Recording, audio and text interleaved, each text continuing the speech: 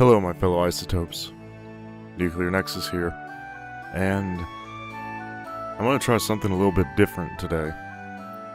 Since it's Christmas, I wanted to go ahead and read a little story to all of you.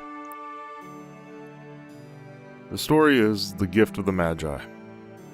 I'm sure a lot of you have already heard of this or have seen it before, but I hope you all enjoy.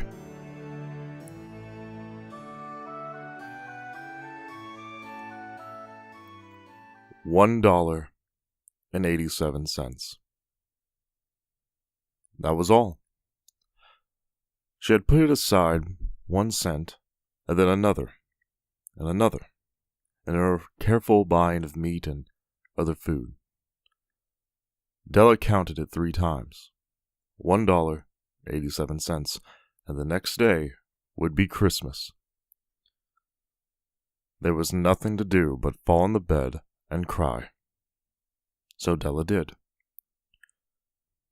While the lady of the home is slowly growing quieter, we can look at the home. Furnished rooms at a cost of $8 a week. There's little more to say about it, really. In the hall below was a letterbox too small to hold a letter. There was an electric bell, but it could not make a sound. Also, there was a name beside the door. Mr. James Dillingham Young. When the name was placed there, Mr. James Dillingham Young was being paid $30 a week. Now, when he was being paid only $20 a week, the name seemed too long and important. It should perhaps have been Mr. James D. Young. But when Mr. James Dillingham Young entered the furnished rooms, his name became very short indeed.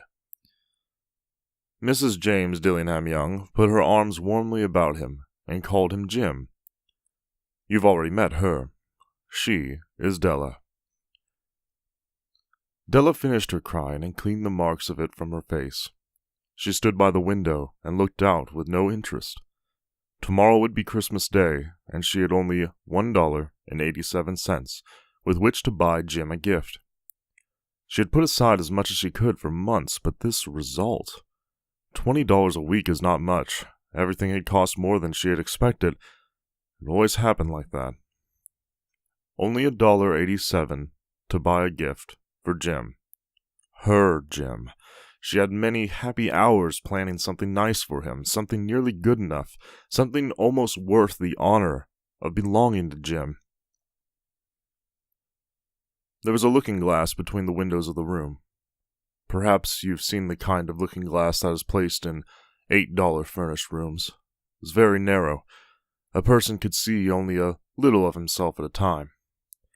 However, if he was very thin and moved very quickly, he might be able to get a good view of himself. Della, being quite thin, had mastered this art. Suddenly, she turned from the window and stood before the glass. Her eyes were shining brightly, but her face had lost its color. Quickly she pulled down her hair and let it fall to its complete length. The James Dillingham Youngs were very proud of 2 things which they owned. One was Jim's gold watch. It once belonged to his father, and long ago it had belonged to his father's father. The other thing was Della's hair. If a queen had lived in the rooms near theirs, Della would have washed and dried her hair where the queen could see it. Della knew her hair was more beautiful than any queen's jewels and gifts. If a king had lived in the same house, with all of his riches, Jim would have looked at his watch every time they met. Jim knew that no king had anything so valuable. So now, Della's beautiful hair fell about her, shining like a falling stream of brown water. It reached below her knee, almost made itself into a dress for her. And then she put it up on her head again, nervously and quickly.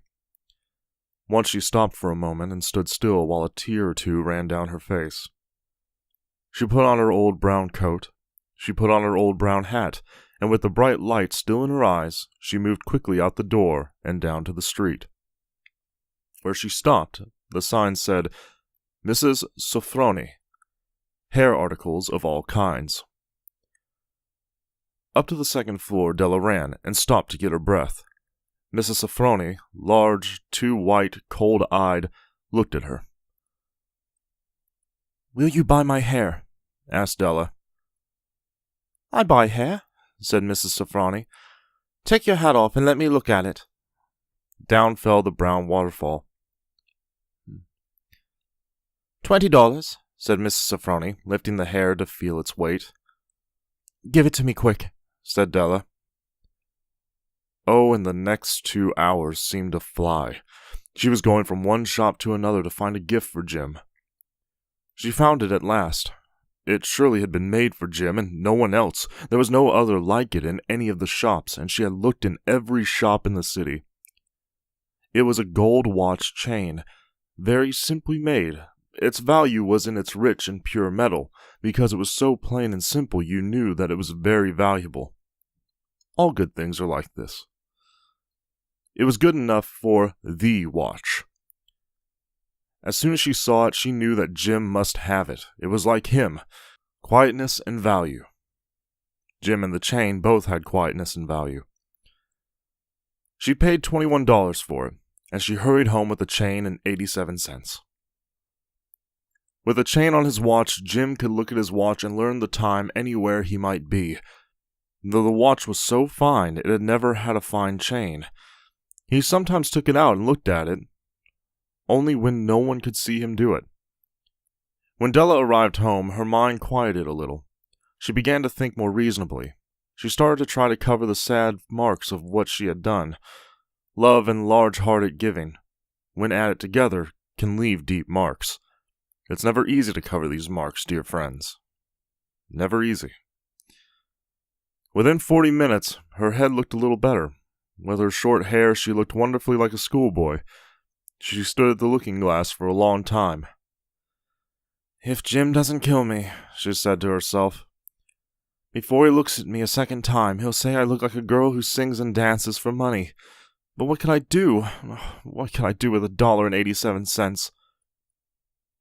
At 7, Jim's dinner was ready for him. Jim was never late. Della held the watch chain in her hand and sat near the door where he always entered. Then she heard his step in the hall, and her face lost color for a moment.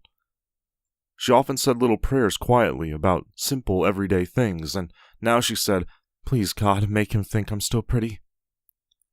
The door opened, and Jim stepped in. He looked very thin, and he was not smiling. Poor fellow. He was only 22, and with a family to take care of. He needed a new coat, and he had nothing to cover his cold hands. Jim stopped inside the door. He was as quiet as a hunting dog when it is near a bird. His eyes looked strangely at Della. There was an expression in them that she could not understand. It filled her with fear. It was not anger, nor surprise, nor anything she had been ready for. He simply looked at her with that strange expression on his face. Della went to him. "Jim, dear," she cried, "don't look at me like that. I had my hair cut off and sold it. I couldn't live through Christmas without giving you a gift. My hair will grow again. You won't care, will you? My hair grows very fast. It's Christmas, Jim. Let's be happy. You don't know what a beautiful, nice gift I got for you." "You've cut off your hair?" asked Jim slowly. He seemed to labor to understand what had happened. He seemed not to feel sure he knew. "Cut it off and sold it," said Della. "Don't you like me now? I'm me, Jim. I'm the same without my hair." Jim looked around the room. "You say your hair is gone," he said. "You don't have to look for it," said Della. "It's sold, I tell you. Sold and gone, too. It's the night before Christmas, boy. Be good to me, because I sold it for you." "Maybe the hairs of my head could be counted," she said, "but no one could ever count my love for you. Shall we eat dinner, Jim?" Jim put his arms around his Della. For 10 seconds, let us look in another direction. $8 a week or $1 million a year. How different are they? Someone may give you an answer, but it will be wrong. The Magi brought valuable gifts, but that was not among them. My meaning will be explained soon. From inside the coat, Jim took something tied in paper. He threw it upon the table. "I want you to understand me, Dell," he said. "Nothing like a haircut can make me love you any less. But if you'll open that, you may know what I felt when I came in." White fingers pulled off the paper, and then a cry of joy, and then a change to tears. For there lay the combs that Della had seen in a shop window and loved for a long time. Beautiful combs with jewels perfect for her beautiful hair. She had known they cost too much for her to buy them. She had looked at them without the least hope of owning them. And now they were hers, but her hair was gone. But she held them to her heart, and at last was able to look up and say, "My hair grows fast, Jim." And then she jumped up and cried. Jim had not seen his beautiful gift. She held it out to him in her open hand. The gold seemed to shine softly as if with her own warm and loving spirit. "Isn't it perfect, Jim? I hunted all over town to find it. You'll have to look at your watch 100 times a day now. Here, give me your watch. I want to see how they look together." Jim sat down and smiled. "Della," said he, "let's put our Christmas gifts away and keep them a while. They're too nice to use now. I sold the watch to get the money to buy the combs, and now I think we should just have our dinner." The Magi, as you know, were wise men, wonderfully wise men, who brought gifts to the newborn Christ child. They were the first to give Christmas gifts. Being wise, their gifts were doubtless wise ones. And here I have told you the story of two children who were not wise. Each sold the most valuable thing he owned in order to buy a gift for the other. But let me speak a last word to the wise of these days. Of all who give gifts, these two were the most wise. Of all who give and receive gifts, such as they are, the most wise. Everywhere, they are the wise ones. They are the Magi. Thank you, everybody, for listening. I hope you all have a Merry Christmas and a Happy Holidays. And I will see you all later on. Bye, everybody.